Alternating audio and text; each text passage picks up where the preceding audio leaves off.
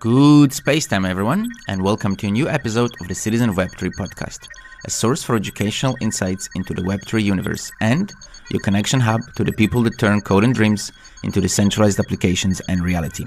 Today, we are joined by a Stakin validator team. We look at green flags, marketing, education, and the importance of community. We discuss the evils of TradeFi and the next generation financial products. Finally, we dive into the importance of testnets, choosing chains, and living in a revolution.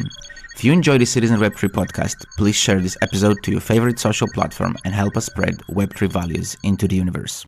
I would love to know who I'm delegating to. Are they building an atomic bomb with the money they're earning? But if you ask me what I think is the most powerful, I guess it's engaging with the people in the group chats. I also used to work in traditional finance before catching the blockchain virus. People think that marketing is a quick fix, but that's just not how it works. By the end of the event, I was so emotional that I almost cried, bro. It was amazing. I believe we're actually living a revolution. Hi guys, welcome to a new episode of our live streams of Citizens Cosmos Odyssey. And today we have Stakin with us, one of, I would say like an older and a bigger validators in the Cosmos ecosystem. They validate not just the Cosmos ecosystem, in fact, they validate a lot of other chains, which I'm sure they will tell us all about today. I have with me three cool guests, which is not very often we see like a big team, but today we do. Del Rey, Gisele, and Edouard. Guys, I'm going to let you introduce yourselves one by one. Whoever wants to go first, please go first. Maybe I can go first if you don't mind. go for it. Hey. Awesome. Well, first of all, thank you for having us. I personally listened to the Citizen Cosmos podcast for a few months already. I like your content. So thank you for having us. And well, my name is Del Rey. I've been working for Stakin since January this year. I've been in the crypto space since early 2021. And what I do at Stakin is mainly content for our community, try to strengthen our relationship with our community members in the networks that we validate, and also strength or make a staking presence in the networks that we are. So what I do for that is content creation, like I said, YouTube, Twitter Spaces, but I also contribute with my time and energy in groups inside those networks, like ambassador programs, for example. So yeah, a leader of everything. Gisele or Edouard? Maybe Gisele, you want to go next? Yeah, sure. No worries. So my name is Gisele. I'm the head of marketing at Staking, and I've been on this journey with Edward and the rest of the team since 2019, which has been a lot of fun. So what do you do as a head of marketing? Well, all the standard stuff, a lot of strategy, a lot of planning, but also a lot of great ideas and brainstorming with Del Rey and everybody else. We love sharing ideas around at Staking, so I'm very lucky to be in the team, and it's been a lot of fun so far. Last but not least. Well, nice meeting you guys. I'm Edward. I'm co-founder and CEO at Stakin. I got started back in December 2018 with my other co-founder. Back then, the proof of stake ecosystem was still very nascent, and we wanted to support existing and upcoming protocols in that ecosystem. We've now been operating infrastructure for more than 3 years. We're an agnostic blockchain provider, but we do really love the Cosmos ecosystem, among others. I think we operate on about 35 blockchain networks, and a big chunk of these are Cosmos chains.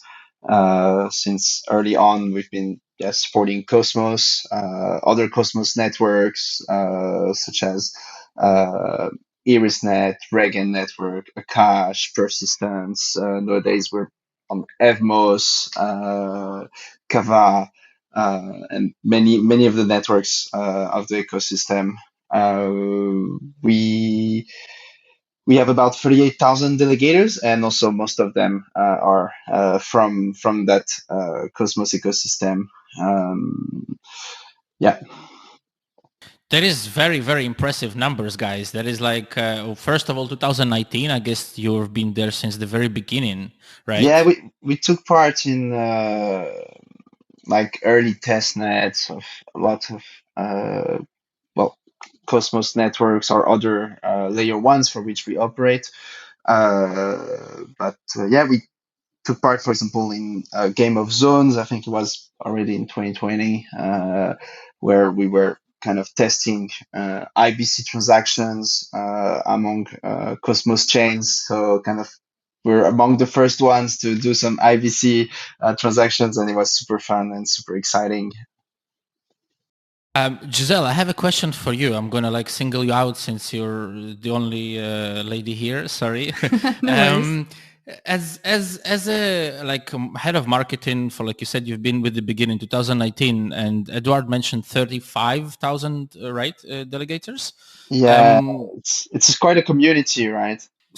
how do you handle that? How do you first of all, let alone how do you handle it? How do you like get them to delegate to you? 35,000 people. That's not easy. Well, I mean, we have a lot to thank to like the tech guys and the team behind the scenes that just making sure that the nodes operate. We are very lucky to say we have 99% uptime, so I cannot claim all the credits myself, definitely not. But initially, when we started, we really set in on like educating the ecosystem and helping out where we could. And so I think from there, we've really been able to connect with the community and grow as a validator while, onboarding new people like Robert to help us and create even more content and just be in all these conversations. I think that's super important as well. And anybody else wants to add anything to that? Del Rey or Edward? Uh, yeah, I think just like Jesus said, we're quite dedicated to like both our institutional customer, but also like the community and individual token holders and delegators in general. Like we try to provide like the same kind of service to both, smaller delegators or big delegators, no matter how much they stake. Try to be helpful, to guide them, to educate them on both what is staking, how to stake, what are the risks, uh, how to do it in a secure manner, how to manage your portfolio of staked assets, and all these questions, but also like educate them on the networks themselves. What is Cosmos? What are the chains in the Cosmos ecosystem? What can you do with this blockchain versus the others? What are the dApps built on top of them? So we have a lot of content that we publish. We actually also give crypto classes. We have Andres among our team members who teaches to the next generation of crypto users what crypto is about.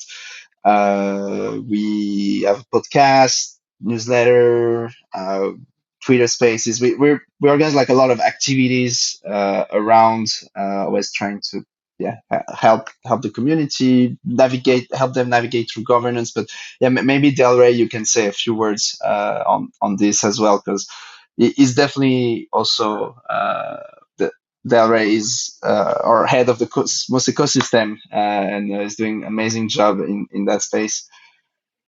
What do you find? I'm gonna help you a little bit out, Del Rey, if you don't mind. Like out of the things that Eduard mentioned, you mentioned the podcast, and newsletter, teaching classes, Twitter Spaces. Out of all these instruments, what's in your opinion works much better to become one, shall we say, with the community and to get them to follow staking?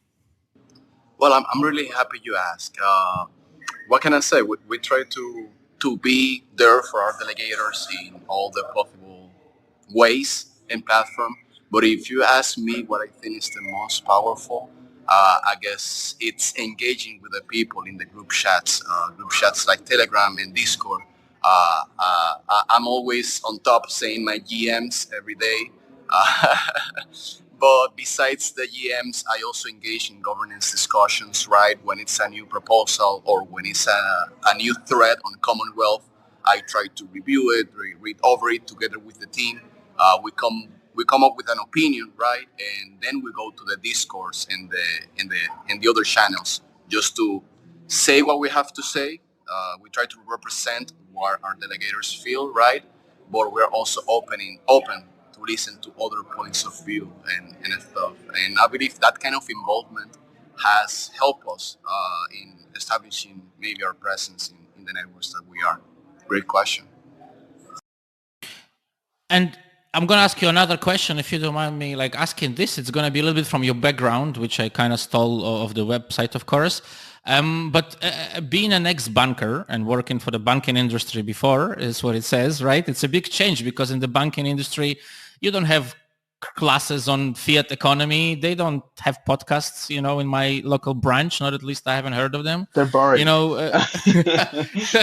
Yeah. So like, exactly. How is that like? How like you went from there to that? Like, how did it work for you? Well, I'm very happy you ask. What can I say? I work for that bank. It's one of the biggest bank in my country. It's a very global bank as well. And I was working mainly back office, right? I wasn't like directly in touch with the customers. So I was able to get like a glimpse on how the bank operated behind the scenes, right? And there are some people, something I didn't like was that if you live in a certain area or if you have this background or if you have traveled to X country, we cannot offer you services. And I hated that, bro. For me, that's super exclusive. So I guess finance should be for everybody. I studied crypto looking for investment opportunities. I came across Bitcoin, then I came across Cosmos and other communities that I won't say now. And I saw how the people was like empowered by this technology, how they wanted to do things themselves, how DeFi helped people to get better deals, how DeFi helped people to transfer money without asking your name, your race, where you come from. And that kind of liberty and empowerment really got me like hooked in what was crypto about. I immediately forgot about the money and the investment opportunity and got myself submerged in the communities, bro. It come to a point that I quit my bank because I couldn't work at the bank anymore, man. So yeah, that's it. A very short story, but yeah, hope that answers your question. It does, and I have a lot of more questions to follow, but I know because Edouard said he's gonna run in 15 minutes, so I know I'm gonna like target him a little bit more before I target both of you guys. Like, Go for it. Go for it. Throw them. I I wanna know like you've been in the industry like again since 2019. You built a validator, so you kind of understood that this is gonna be well, you had to have a feeling, some intuition that's what's the next big thing or a big thing that's gonna happen, and you want to be a part of it. But how did you get into crypto in general? I mean, where did you say you suddenly didn't wake up and said, I want to be a validator? It's gonna be the same boring story of the banker. Oh, I'm sorry, we just went through it. Yeah, no, I'm gonna tell you a secret. That is not a secret, but I also used to work in traditional finance before catching the blockchain virus, and I mean that's kind of what led me to it. I was like in this boring banking office, and was I think back in 2017 or so, and I was seeing, all the possibilities with like Ethereum, smart contracts, DeFi was starting to emerge, and I was like, oh man, I gotta build like next generation of financial products. Like I'm not building it here. Here you know, it's not happening in this framework where I'm currently working. So I'm kind of left the banking, traditional banking to get started and build. First, it was to build financial products and like on smart contracts and on Ethereum, and then I got passionate with like proof of stake and staking, and yeah, that's kind of what led me to staking. I'm gonna say a small secret. Almost nobody knows it, but about nice, nice product placement. But about 12 years ago, I also worked for 4 months in a bank, but it's a secret nobody knows. Now people know about it, but let's not tell anyone about it. But wait, I have one more question to follow up then to Edouard, because you still have like 10 minutes or so. But did like one of the main reasons we wanted to do this, let's call them profiles or like chats with the team and to see like, is not just for people to find out about you, like in general. But to me, and I guess to a lot of people in the space, blockchains can be seen as, like, some people say, digital nations. And then validators, they're like big businesses inside of those nations that do something. And now they've become very powerful. And at least me as a delegator, not as a validator, but just as a normal like user, let's so to speak, I would love to know who I'm delegating to. Are they building an atomic bomb with the money they're earning? Are they Maybe. putting it? You see, there we go. There we go. Gotta defend ourselves. No atomic bombs. No. So no, the question is, like, what was, when you started out, what was the motivation and the intention to change finance? Yeah, okay, but that's like super powerful words, very abstract. What is there a more specific things that you can say, okay, this is what is Stakin about, this is our goal, our, so to say, goal in the next 2 or 3, 5 years? I don't want to put words in your mouth, but go for it. I think we're about providing like secure and reliable infrastructure, a bit like the others, non-custodial staking service provider in a way. But then we have our own source. We very active with the community and education. We're active in governance. We provide custom services then for some of our institutional customers that they appreciate. We have a dashboard on the new project we just released on dashboard.staking.com that anybody can go add all their cryptos, and we support like all the Cosmos networks, and we're completely agnostic whether you stake with us or whether you don't stake with us. You add your wallet, you can track your portfolio across like all of these networks, how much you're staking, how much you're earning, and also across non-Cosmos networks, whether or not you're staking with us. We have a good track record, and we keep on, supporting new upcoming networks and new features of the Cosmos ecosystem. Planning to get involved in the next upcoming testnet. We have a few networks that we're testing right now on liquid staking, like Quicksilver, on trading, like SAN network. Yeah. Gisele, did you want to add something to that? Because I saw that like you like you did twitch a little bit. I did see something. No. No? No.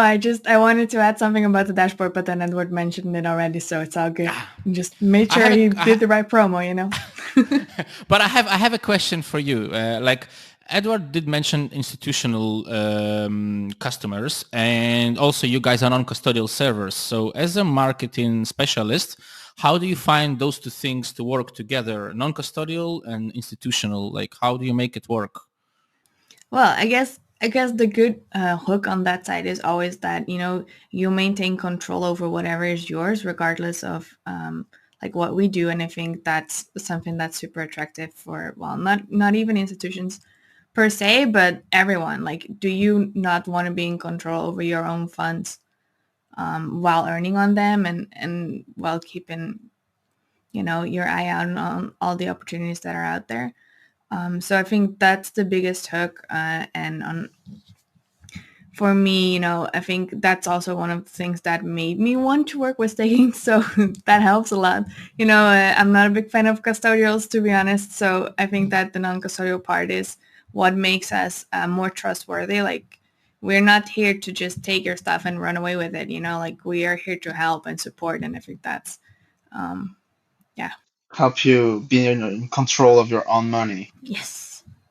Help you to build the atomic bomb. No, I'm joking. Who knows? But it's not up to us, No, but it's cool. It's just like, a lot of the times, like personally, I've the bureaucracy that some of the institutionals have is like such a big aspect for them that when they hear the words non-custodial, they're like, oh my God, these guys are like dodgy hackers from the dark net that buy whatever they buy with their Bitcoins, and they probably gonna like hack our computers. And you don't get that kind of silly responses. No, it's gone already by 2022, or this was like a thing of the past, maybe from 5 years ago.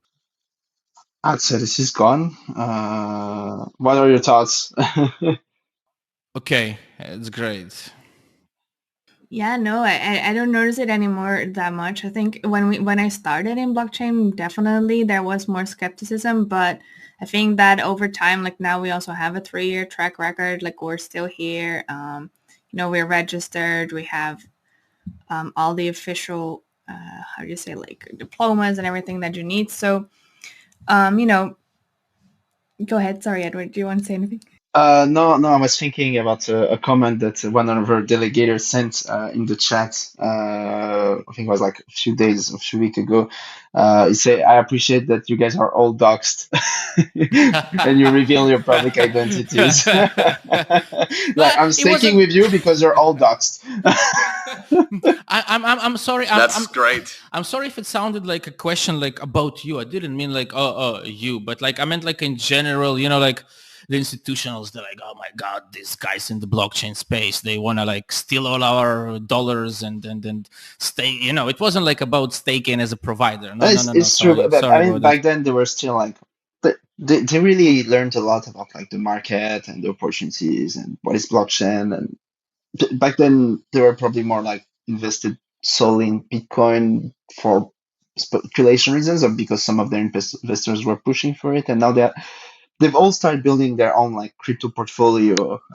Sometimes top 10 market cap, top 100. Some are very invested in some like ecosystems, lots of hedge funds around, taking sometimes long-term views on some crypto assets. It has really matured from an institutional point of view. And now, before, when they would hear staking, maybe they would hear, "Oh, what is this? Free money, free yield, risk-free rates, not possible. This non-custodial. How do you do?" They wouldn't understand that, that we're talking about like what's powering the consensus, and that's how these blockchains are built, and these are incentives for you to secure the network, and now they seem to come to an understanding, and they take a look and they're like, yeah, definitely got a stake. It's the risk-free rate. There's obviously slashing risks, but in many cases, I'd rather stake my coin than lend them to some like counterparty that we never know, right? Even if it's an over-collateralized loan, there's probably a smart contract risk or something else. I'd rather take the staking route to generate my yield and contribute to the network, right? Get involved in governance, secure it. Yeah, and again, before I'm gonna ask you another question, Eduard. Before you run off, since it's been like 2019, what is it, 3-4 years? Um, could you share an advice that you would say to somebody that wants to start a validator like today and Sure. say to them, I've been on this journey, guys, for 4 years. Don't do that or do that, something like that. I would say do it, man. Just do it. It's about decentralization, right? But And what not? What would you suggest specifically, like to avoid doing? Like like let's say, for example, I don't know. launching on mainnet immediately, maybe get started on testnet. There are responsibilities here at play. There are risks, slashing risks. Uh, it's about uptime. It's about security. Uh, Probably you want to play. I'd say get started on a testnet. Maybe join an incentivized testnet. Have fun, push yourself. Great opportunity to learn. It's more unstable than mainnet, so there's like lots of work to do, lots of things to test, to break, and see if you like it. Because it's for a solo show, it's actually a lot of work, right? Especially that person is going to have so much responsibility if they're by themselves that it's going to be 24/7 work. And there are a few like solo validators out there in the space. I think they're important. They contribute to decentralization, but it's a lot of pressure on themselves, right? There's less teammates to work on different components, of the validator, or provide redundancy, or uh, be around when the person's sleeping, this kind of stuff, because it's really 24/7. Would you say that kind of is the get your hands dirty? That's kind of the advice. Yeah, get your hands dirty. Giselle, what about you? What would be your advice? Since again, you also been there since the beginning, so I guess it's if you're in blockchain, I think that's not just if you want to be a validator, but for anybody, you really have to love it, because otherwise it's a very time consuming business to be in. And so if you're not a real big fan of blockchain itself and the technology and the people, then, probably choose something else, because it will be too much. And you don't want to dedicate that much time to it. But yeah. How do you guys, if you don't mind me asking, it's a bit of a private question, I guess, but how do you guys build up the portfolio of the Stakin networks? How do you decide on which network you're gonna contribute to next and become a validator of? Mix of both. Sometimes, we have existing clients who want us to launch on a new network or on an upcoming network and take a look at it. Or ourselves, we start, getting interested into an upcoming network or an existing one, because we think there's a great tech, there's a great team, great project that it adds kind of value to the ecosystem and to the industry, and we're like, oh, like we want to support this one, and we hope we'll get delegations. Sometimes we don't necessarily attract a lot of delegations at first on when we launch a new protocol. But we're happy to support it, and to support it with kind of a long-term view, right? Because that's the goal also when we support a protocol. Usually, is not to discontinue it within a few weeks, but to kind of support it for the next few years. In terms of parameters, are there any particular parameters that a network has to have, like let's say certain market cap for you, or it has to have a certain code of conduct or whatever, or that you guys say, okay, I will not support a network that does this, or we will definitely support networks that do that? We don't have an exact framework with metrics and codes that we just take a general view at the network. I think there are probably some red flags sometimes. Like we get a lot of inbound requests from early network or from some existing networks, and sometimes there are a few red flags and we decide not to support them. But we're quite open-minded in general. And I don't know what you said. You have to run off in half an hour, so I don't know if you still have to run off or not. But I will just tell me, give me, hey, I have to run off. Yeah, I'll go in a few minutes. Yeah, but if you have, let me know. Do you have another question? Something I can answer? I have a lot of questions. Believe me, I can ask them till tomorrow. So it's just a matter of your time, guys. But the next question I did have is, I guess it's for both you and Gisele, since Del Rey unfortunately fell off. But the question was about the ventures. I did notice on the website that you guys also do investment in ventures. And I'm curious as to why you guys decided to do it as a validator. And how does it work for you? What do you do? Who do you look for? Could that be anybody who listens to this video and recording, for example, who would say, hey, I want to go to you guys and apply? Yeah, no, we're super open to invest in opportunities. Usually we invest in networks, so not like dApps, or we invest in network projects. Can be like chains on the Cosmos, can be other type of networks, and yeah, likewise, there's no specific framework. We like to invest early, so more like seed stage, but in tokens only. And yeah, we invest up to, I'd say, up to $100,000 in projects. So if anybody's listening and maybe they're building something exciting in the Cosmos ecosystem, they can definitely reach out to us, and we can take a look at the opportunity from an investment perspective, but maybe also we can help them navigate the Cosmos, or why not help them structure a testnet program for validators and all this kind of stuff. I think you're on mute. It was me. Yeah, it was me on mute. Sorry, I was saying. Does Giselle want to add anything to what Edouard was saying about the investments? Or No, not really. I think he said it all on that side. I mean, he knows better than me when it comes to this one. So, Yeah, it's we're not like a VC. It's company treasury that we invest in a few selected opportunities every year, and yeah, it's decided and handled by the co-founders so far. But I think it's interesting. I think it's interesting for people who delegate to you to know that like, oh, this is where portion of the money is going and like of that you earn, and that you're actually doing something good with it and letting other have the opportunities to build things. And to me, for example, as a delegator, that would be like a green flag, saying, hey, those guys share their wealth and help others to build their dreams. It's like, hey, cool. I kind of look at it like that. I don't know if everybody looks at it like that, of course, but that's my thinking. Del Rey, what's since you validated I'll have such to a huge... jump. Oh, sorry, I'll Dard. leave you Yeah. here, guys. Yes. Thanks for welcoming me, and Thanks, you're Edward. in great hands with. Yay. Thanks, Edward. Speak soon. Nice to meet you. Ciao.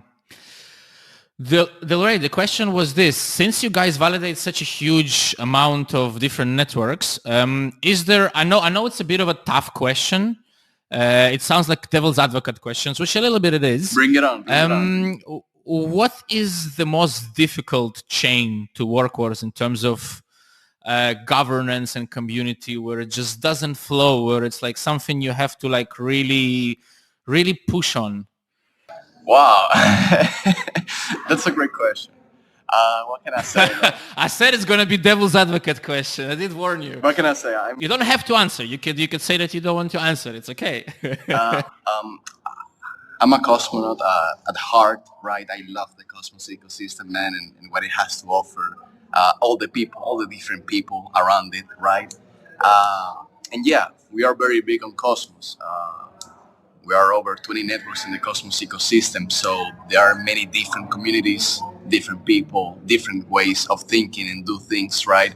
So one of the networks that I find the most challenging to interact with, I must say, it's gotta be Terra, bro. Terra and Terra 2.0. Uh, it's because of the community itself, right? Most of the community in the Cosmos ecosystem like to investigate things, to propose new things, to update the code, make it better, right? But the guys at Luna, please forgive me for what I'm going to say. After the collapse, the guys of Luna just have been focusing on the price and doing like burning mechanism to make the price pump.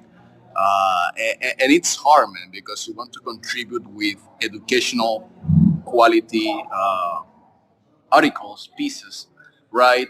But those guys, they just don't look there. They just want the price to pump. I have a funny story on that. I remember I did this article on Terra 2.0. What's the future gonna look like, or something like that. I did that in coordination with Gisele. Really cool stuff. It's on our blog.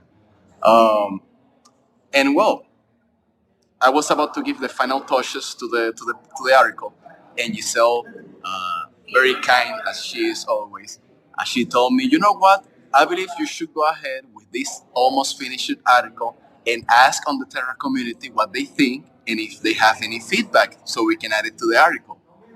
For me, that made sense. So let me go ahead and do just that. So I went to their group and I was like, "Hey guys, I'm doing this article on how's the Terra future gonna look like. Let me know your thoughts." And the only comment I got was something like, "My dude, what you doing? Just buy Terra and win Lambo." Or something like that, and I was like, "No, you said we can work. We can work with these guys. We're happy to validate. We are very consistent in our blog, in our infra, right? But personally, it's been hard interacting with those guys. I believe their focus right now is not in line with the focus of the Cosmos ecosystem as a whole. And as a cosmonaut, I'm down with the latter, as said, with the Cosmos ecosystem as a whole. It's true that we're many different networks, right? And we're sovereign and we work in different ways.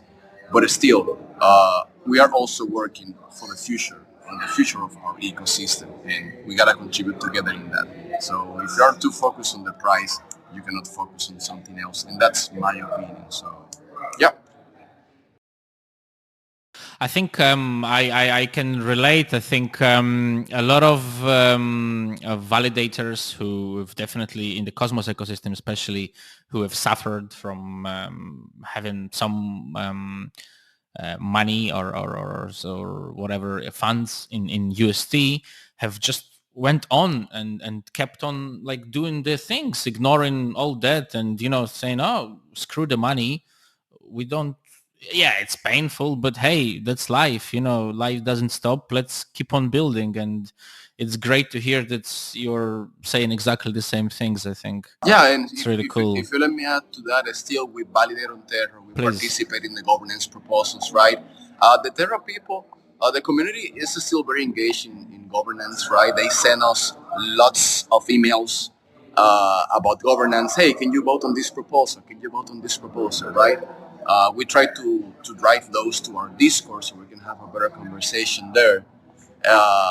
And we validate in the two networks, right? There's still much love to them. We're happy to validate on Terra and the governance. But yeah, I believe the focus should change, and that's what I have to say about it. Thanks for the honest answer. I guess that's very important to hear things like that, because that, well, helps me, at least again, as somebody who's in Cosmos, to understand what some of the bigger validators think. Gisele, I have a question for you, which kind of continues with what I was asking Edouard. What would be, let me go from a different place. As a lot of people who start validators and let's say go out from the solo already, and they understand, okay, I do want to do it. I know, for example, we went through this and we're still going, in a sense, through what I'm going to ask you. You finish the solo kind of testing period and you're already ready for the mainnet. You know that you can handle running a node. Then you understand that we can do more. Then you start to get a team, and then you start to participate, do all the things that Del Rey said, participate in governance, participate in the community. And then you get stuck, because usually with the smaller validators, unless you have cool connections to institutions or to a lot of retail or whatever, you don't know how to market yourself. You don't understand how to advertise yourself apart from within the communities, which is, of course, Del Rey already mentioned the most important probably piece of advertising. But that aside for a second. Yeah. What would you suggest as a marketer? Can I use that? Sure. Marketing specialist? Sorry, for people who starting not already solo validators, but already like small companies or bigger companies, to do what? Where to look for customers? How to make themselves known, apart from the communities, of course. Mm-hmm. Yeah, definitely. So I think one of the main challenges that we have as validators trying to market to the retail side of blockchain is that we don't know who these people are. I mean, we have our guesses and we have our estimates and all of that stuff. But at the end of the day, blockchain is anonymous for the biggest part. And that's what makes it amazing as well. So we want to keep that respect and try not to gather too much data and stuff as well. But from a marketing perspective, that does make it a little bit more tricky. So there's a couple of things that I'd recommend. First of all, definitely have a lot of patience. So this is, I think it's something that is not just for blockchain, but in general, people think that marketing is a quick fix, but that's just not how it works. So, for example, when we were building out our blogging platform, it took about 6 months to get from, 50 people to 100,000 a month. So, don't give up. That's probably one of the biggest ones. Just don't give up. Keep going. Prove yourself in the sense that, if you're doing a great job, if you're having the technology and you're working hard on maintaining all of that, keep telling everyone that you're doing this and don't give up. Just keep pushing. At some point, someone will pick it up and you will receive that connection. Definitely, it's a bit of luck in there as well, whether that will be happening, like within the first couple of months or maybe a little bit later on. This obviously it can be tricky, but it will happen eventually, definitely. And then when it comes to marketing, the blockchain space is super, super volatile. It switches a lot. It's crazy. It's like a crazy roller coaster ride that we're all on together, right? So keep breathing, calm down. Everything will be fine. Think of a plan, even though it can be tricky. Think of a plan for the next like 6 months. Where do you want to go? What kind of direction you want to go in? And start working towards that. Reach out to everyone, DM them, try and call them. Don't be afraid. Try and reach out to the bigger validators like us. I mean, we're always happy to help. We're happy to have you on board. In our social medias, anything like that. It's not, we're a community. And I think overall, even though we are kind of competition, we're also friends and we're all here to make a living and to expand this ecosystem. So I think don't be afraid to reach out and be patient also a little bit. I like the patience things. Definitely, that's something in blockchain is one of the most valuable probably advices. Patience. Would you say something to avoid for sure? Like, guys, don't do that. Well, I guess what everybody mentioned, right? Don't go crazy on the price. It's not the most important thing. Definitely not. Yeah. I hear ya. Del Rey sorry, you're gonna add something, Del Rey. Yeah, I just wanted to add to the last to what to avoid, right? Be very careful. I mean, we are, like you just say, we're very open to chat and connect with anybody in the ecosystem, right? But at the same time, you gotta be careful who you connect with and whose information you share or whose profile you share, right? You gotta understand that there are delegators that are looking up to you, right? So you gotta make sure that the information you put out is accurate, is legit, and it's not gonna make them waste time or money. I just wanted to say that. You can go with the question now. No. I was looking at my notes of the questions that I wanted to ask you because sometimes I look at the right and I think, I forgot to ask this, guys. I forgot to ask that. No, I was going to ask you actually about Cosmoverse because at the beginning, before we started to record for the listeners out there, you guys mentioned that you were in Colombia. And how was Cosmoverse? Do you want to share for you? I mean, for Stakin specifically, what did you guys do? How was the experience, the feeling, everything you want to share? Well, I'm more than happy to talk about cosmos. I can see. Yes, you look like it was, yeah, damn, it was great.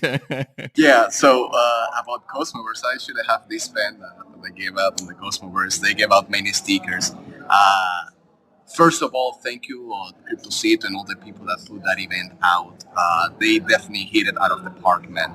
I actually did a Reddit post saying that the Cosmoverse investment was paid off on the first day. Anything else is an extra. And people agreed a lot with that. What can I say? On the staking side, we come up with a few dynamics. We did giveaways for delegators. We met them. We took pictures with them.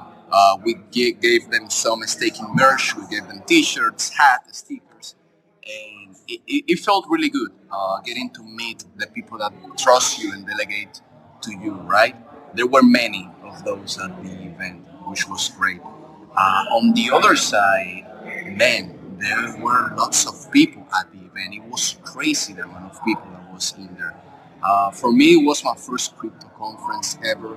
I was really excited, but also super focused at the event. Wanted to get like the best out of it, and I did. Man, I listened to talks. I did lots of connections. It was great meeting people that you see on Twitter every day, that you see on YouTube doing spaces, whatever. You see all those people grinding, right? And then you can meet those persons. Sorry, you can meet those people in person, right? It's really powerful, man. Something I was thinking like the last day of the event is that interactions are gonna feel different now because we spent 3 days together chatting, eating together, then having parties together, sharing ideas, making collaborations, right? And man, I was so pumped.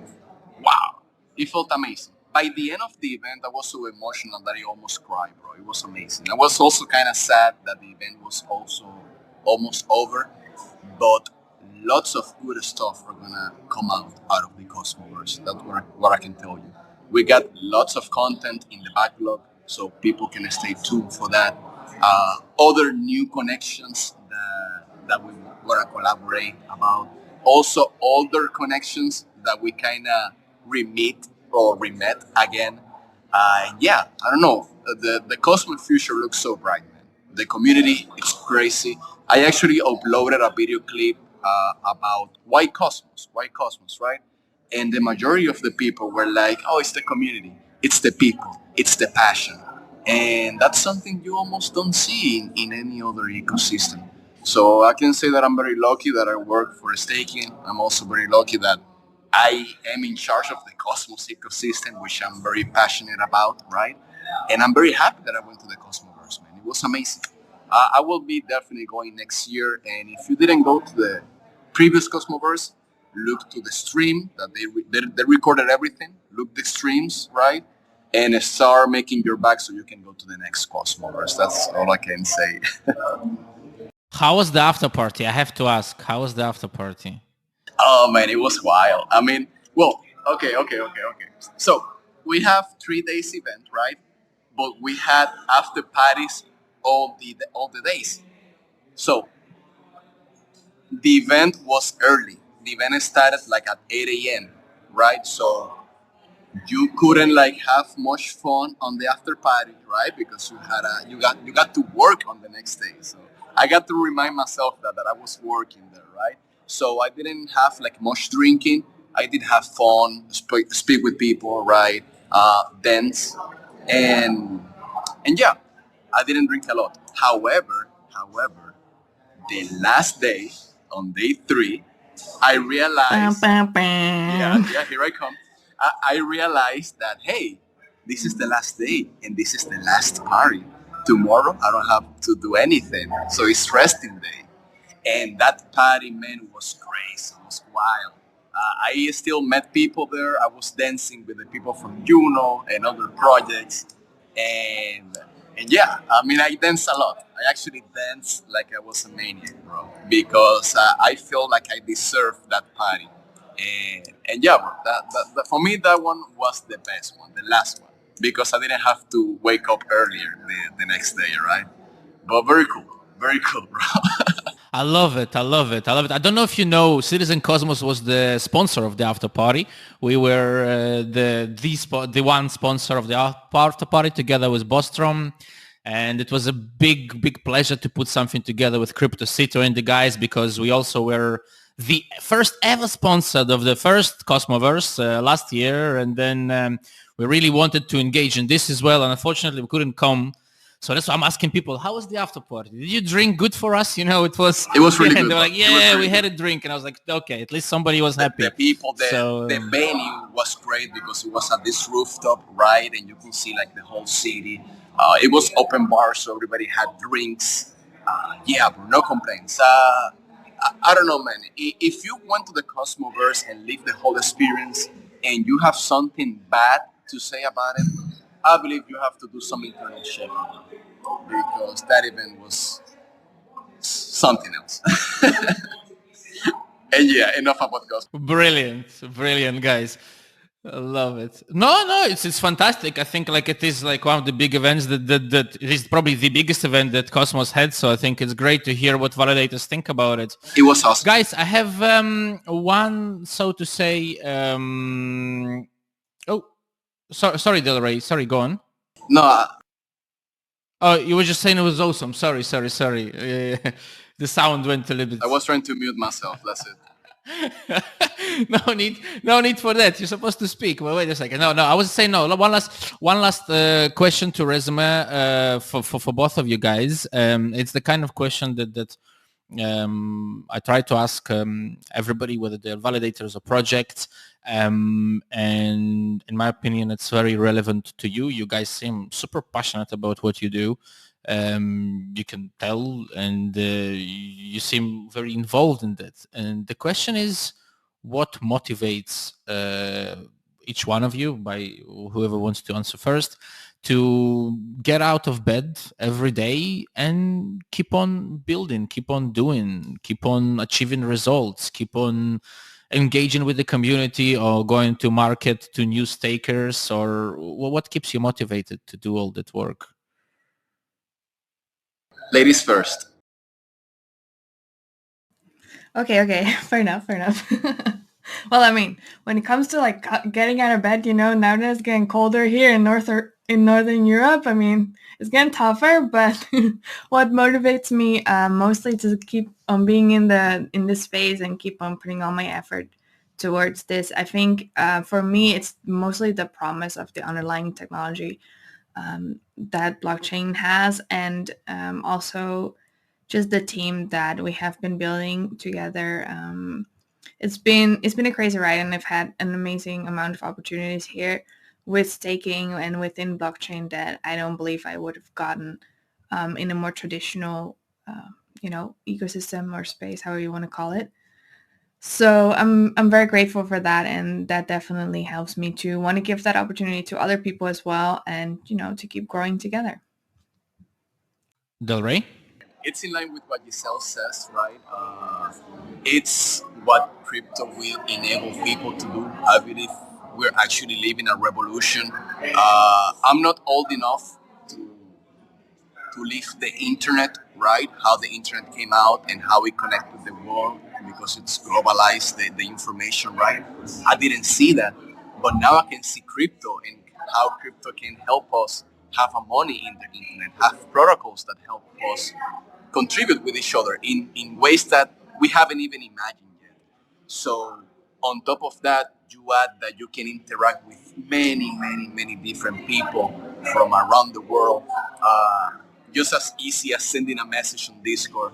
That motivates me, bro. I mean, I'm not saying I'm not the most like extrovert guy that is talking around with everybody, right? But it's so easy chatting and speaking and meeting new people on the internet. That is crazy. So the majority of the people that you meet on Cosmos, and I'm talking about Cosmos because it's the one that I'm most involved with, uh, their focus is building. We're building the future. We're building the future economies. We're building the future politics system, right? And yeah, that excites me. It excites me a lot. There is something I that resonates a lot with me, and I think that it's very cool that to put those things together. The success and the change in the world, putting those together. What Gisele is saying, what you're saying, and I would love to hear Eduard's answer there as well, but I'm sure that his would be combining like yours too, or something along the same lines. Guys, it's been a huge pleasure having you on. Hopefully we get to talk again in the future. Thanks very much for finding the time to come on and tell all about staking. Definitely. Thanks for having us. It's been a lot of fun. Thank you for having us, man. Nice to meet you. Thanks, guys. You too. Thank you. And have a good day or a good night, depending on where you are. Totally. Thank you. Likewise. Thanks, guys. Thanks. Ciao. This content was created by the Citizen Web3 Validator. You may support our work by delegating to any of our nodes.